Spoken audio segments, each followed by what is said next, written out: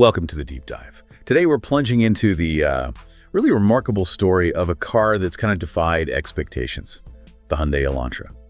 Now, for many people, you might still picture it as, a sensible, maybe even a slightly plain, budget-friendly choice. But our sources, well, they reveal this incredible story of transformation. It's much more dynamic and honestly surprising than you might think. Yeah, it's actually fascinating how much the narrative around the Elantra has shifted, hasn't it, over the decades? Though certainly not without its, let's say, nuanced discussions and points of evolution along the way.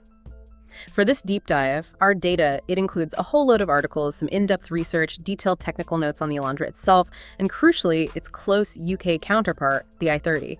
So our mission here is really to go beyond those surface perceptions, to understand its evolution, the engineering underneath, its market position now, and what the real-world ownership experience is actually like. You might be surprised by the depth we uncover. All right, let's do it. Let's start right at the beginning. The evolution of this, icon now, I suppose, from its pretty humble, boxy origins to the bold car we see today. The Hyundai Elantra, or Avante as it's known in South Korea, first hit the global stage way back in 1990. That first generation, the J1, it was very straightforward. Think, no-nonsense sedan. It relied heavily on Mitsubishi for its engines, actually, and it immediately set out Hyundai stall affordability. That's the key. But even then, what's interesting is how fast they developed. It sort of signaled their ambition early on. Indeed. Those early years, including the second gen, the J2 in 95, they were really foundational. The J2, it shed some of that original boxiness for a more flowing design, and critically, it started to introduce Hyundai's own Alpha Series engines. That was a really significant step towards, engineering independence. Then you get the third gen, the XD in 2000, and the fourth, the HD in 2006. The focus there shifted more towards refinement, better safety features like side airbags came in, and the design language started getting much clearer. These were maybe quieter years perhaps, but absolutely essential for building the capabilities that would, soon propel Hyundai forward. And here's where, for me, it gets really captivating. The fifth generation, the MD, arriving in 2010, that was a proper turning point, especially with its fluid sculpture design. Remember that? Oh, absolutely. It wasn't just a styling tweak. It completely changed the Elantra's public image. It went from just utility to, frankly, admiration. Suddenly it looks sleek, modern, really quite striking. And this generation also brought in more advanced tech like GDI engines, gasoline direct injection, and a modern 6-speed automatic. It was a complete glow-up. That fifth generation definitely made a huge visual statement, no question.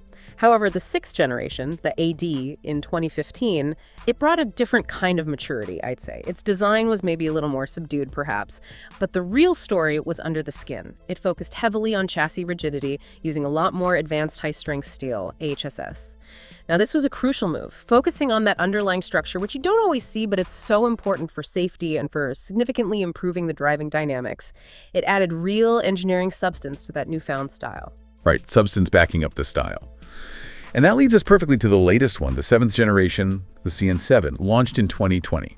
This is arguably the most daring step yet. It's built on Hyundai's new K3 platform, which, for anyone curious, is this modular architecture they use across various Hyundai and Kia models. It allows for, economies of scale, but also big leaps in rigidity and crash performance. The Elantra CN7 itself has this really striking parametric dynamics design. Yeah, very sharp, angular lines, geometric patterns. It looks almost unrecognizable from where it started. But maybe even more significant is the introduction of hybrid and even high-performance N variants. That pushes the Elantra into totally new market segments. Talk about a complete evolution. It truly is. And, this brings up an interesting question. In pushing into these new areas like performance, does the Elantra risk maybe diluting its core identity, that sensible, value-focused image? Or is it actually a sign of true maturation, showing its versatility and engineering capability? It's a very delicate balance for any brand to maintain, really. That's a great point. And achieving that kind of performance across such a wide range of models, that needs some serious engineering firepower. Which brings us perfectly to what's truly under the hood, the engineering, the technical depth that makes these modern Elantras and their i30 siblings tick. Now, while the full Elantra lineup isn't officially sold here in the UK, its technical twin, the i30, gives us an excellent window into its quite sophisticated mechanics. Looking at the global engine choices, you've got some pretty impressive options available. For those focused on efficiency, there's the 1.6-liter SmartStream G1.6 MPI. It's an inline-4, makes around 123 PS, balances power and economy pretty well. Then if you're looking for a bit more punch, there's the 1.6-liter Gamma T GDI engine. Now this is turbocharged, direct injection, kicks out a much healthier 204 PS, and importantly, 265 Newton-meters of torque across a really broad rev range. And that kind of flat torque curve. That means fantastic in-gear acceleration for you, making overtakes feel pretty effortless. Right, but of course, with that extra power comes the need for efficiency too, and these engines, they are packed with smart tech to try and balance that out. They often include things like integrated thermal management systems, start-stop functions, all designed really to optimize fuel consumption and cut down emissions in everyday driving. And then, for those who want the absolute peak Elantra performance experience, well, at the very top of the range sits the 2.0-liter Theta 2 TGDI engine. This is what you find in the high-performance Elantra N. This thing pushes out an impressive 280 PS, and it launched from 0 to 62 miles per hour in the low 5-second range. That's serious speed for what started life as a humble family sedan. Quite the jump. Yeah. Now, moving on to transmissions, the Elantra platform offers quite a variety here, too. For the purists, the enthusiasts, a 6-speed manual transmission is still offered on certain trims, giving you that direct connected feel. But for most non-performance models, the go-to automatic is Hyundai's IVT, the Intelligent Variable Transmission. Now, before anyone groans about CVTs being sort of drony, this one's actually quite clever. It's programmed with simulated shift points to mimic the feel of a traditional automatic. And it really does improve the driving experience quite a bit while still giving you those great CVT efficiency benefits. They've genuinely tried to make it feel less like a, rubber band. And they've, I think, largely succeeded with the IVT. It's pretty good.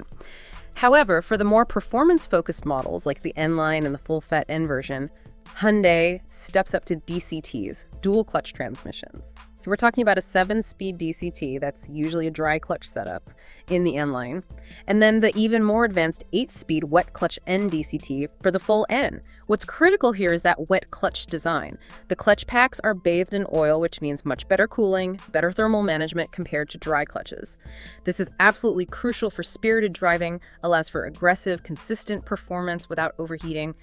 These DCTs deliver incredibly fast shifts and enable features like launch control and that N-grin shift on the N model, which gives you a temporary power boost. Honestly, this level of transmission engineering for a car in this segment is quite remarkable. It shows real intent from Hyundai to not just compete, but genuinely excel in performance. Absolutely.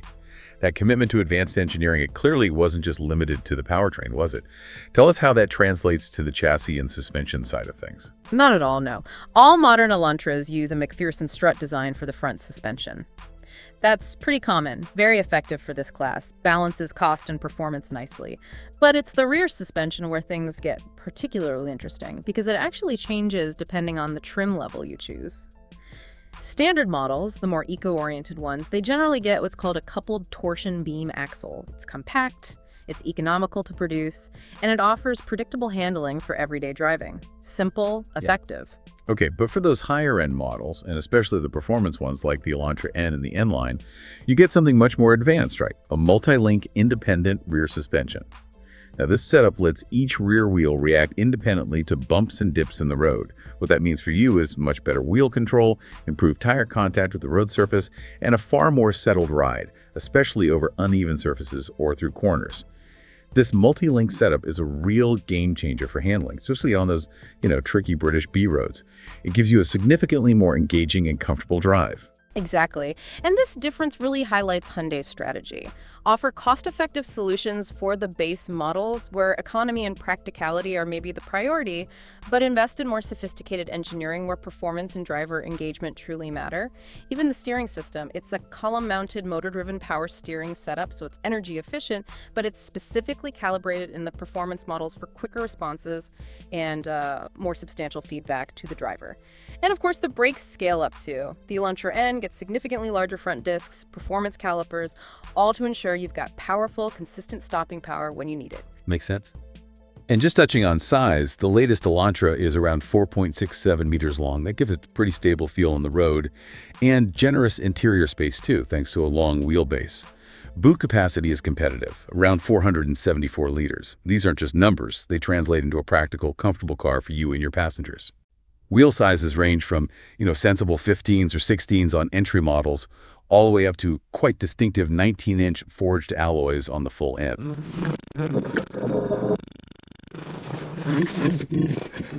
The value proposition these cars offer. We can use the UK's i30 range. It's a good guide here for understanding the trim levels and the tech you get. Even an entry-level trim, something like the SE Connect in the i30, it provides a remarkably strong foundation these days. Safety-wise, you're looking at a full set of airbags, ESC, tire pressure monitoring, and crucially, it includes a partial Hyundai SmartSense active safety package. So that's forward collision avoidance assist, lane keep assist, driver attention warning standard, and for an entry trim, getting wireless Apple CarPlay and Android Auto on an 8-inch touchscreen. That's a fantastic competitive advantage. Keeps you connected without fussing with cables. Yeah, that wireless connectivity is a big plus. Then, stepping up to a mid-tier premium trim, that really transforms the cabin experience. It brings it much closer to, maybe even on par with pricier rivals. Here, the safety systems get boosted, often with blind spot collision avoidance assist, rear cross traffic collision avoidance assist. Comfort gets a big upgrade to dual zone climate, heated front seats, heated steering wheel, and the infotainment gets that big jump to the larger 10.25-inch touchscreen, usually with built-in navigation, connected car services, often paired with a matching 10.25-inch digital instrument cluster too for a really modern cockpit feel, maybe even a premium sound system thrown in. And then there's the N-Line trim. This acts as a brilliant sort of bridge, doesn't it, between the standard models and the full-on N version. It focuses heavily on sporty looks. You get a unique grille, more aggressive bumpers, twin exhausts, sharp 18-inch alloy wheels. Inside, N-branded sport seats, a distinctive steering wheel. But, importantly, it's not just a visual package. N-line models often get specific suspension and steering tuning for a genuinely sharper, more responsive drive, which is brilliant if you want that sportiness without going, all out N. It definitely offers a lot for the money across the board.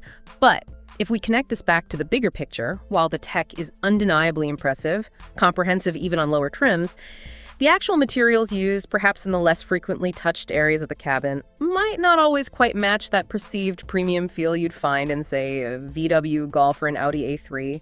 It's a subtle trade-off, perhaps, for the value and the sheer amount of standard kit you receive elsewhere. That's a fair point, yeah. We also see lighting tech progressing through the range. You go from standard halogen projector headlamps on base models up to full LED tech for headlights and taillights on higher trims, better visibility, more modern look. And safety, well, that's clearly been a core focus throughout its evolution. The Elantra's modern platform, with all that high-strength steel, is engineered for strong safety scores, mirroring the excellent Euro NCAP results of the closely related i30. Definitely a priority for them. Right, let's turn our attention now to the ownership journey. Specifically, eco-performance, running costs, and how these cars behave in real-world use. Looking at fuel consumption and environmental data, we typically use the WLTP figures, which are meant to be more realistic. For a model with that 1.6-liter SmartStream engine and the IVT automatic, you can probably expect combined fuel consumption somewhere in the range of, say, 45 to 50 miles per gallon. The more powerful 1.6 TGDI with its 7-speed DCT, well, that's naturally going to be less economical, likely somewhere in the 38 to 42 miles per gallon range. And the high-performance Elantra N with its 2.0 TGDI engine, those figures will drop further, probably down to the low 30s MTG in mixed driving. And of course, driving with enthusiasm will always hit those numbers. Exactly. And this is where real-world factors really come into play, heavily. Traffic density, your personal driving style, are you heavy on the accelerator? The local terrain, hills make a difference, even using the air conditioning constantly. All these things can significantly affect those official figures. So it raises that important question for you. Are the official figures always achievable on your daily commute?